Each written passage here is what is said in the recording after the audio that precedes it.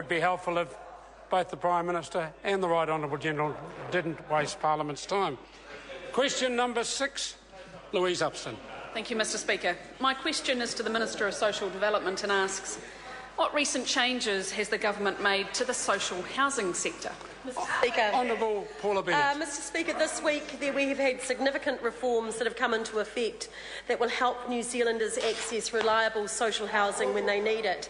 As of Monday, WINS is now assessing a person's need for social housing, taking over the function from Housing New Zealand.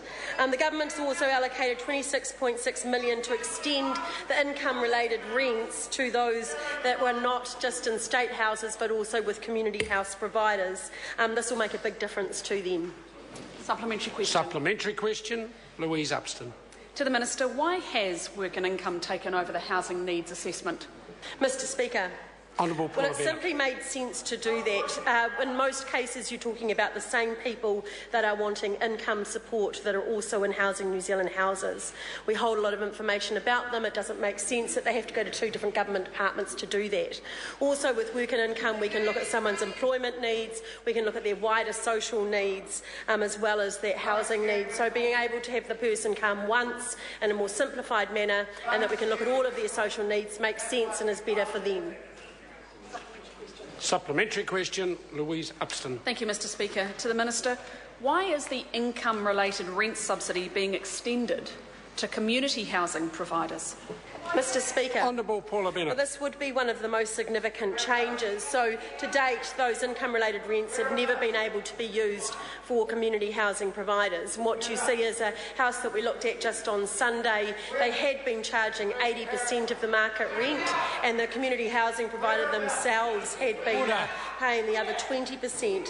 Now that they're able to access the income-related rent, you can see that they can be paying anywhere between 25% up to 100%, but be getting that subsidy from government puts more money in the pocket of the individual and their families, more money in the pocket of the community housing provider, and it's better off for everyone. Supplementary question, Sue Moroney. To the Minister, why did she make the elderly and those with disabilities vulnerable to losing their homes by including them in state housing tenancy reviews? Mr Speaker.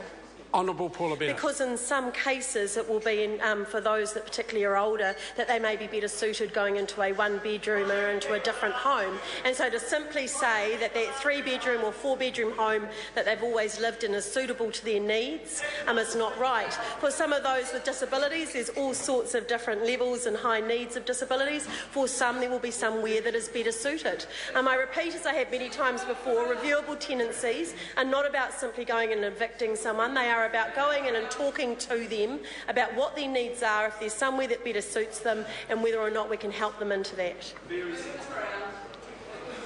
Question number 7, Right Honourable Winston Peters. Mr Speaker, this question is to the Minister of Justice and asks, does she maintain that it's not in the public interest to answer all questions